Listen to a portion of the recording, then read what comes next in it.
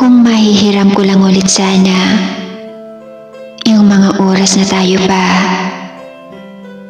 kahit isang oras lang, ipapaalala ko sa'yo kung gaano kita minahal ng sobra, kung gaano kita hiningatan at pinahalagaan sa buhay ko,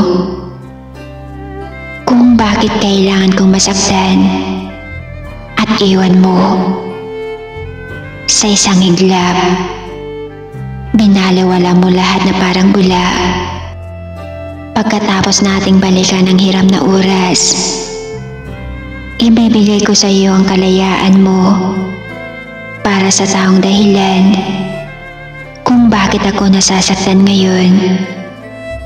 Hindi man ako naging sapat sa iyo, nagkulang man ako, pero hindi ang pagmamahal ko na binigay ko sa iyo ng buong buo.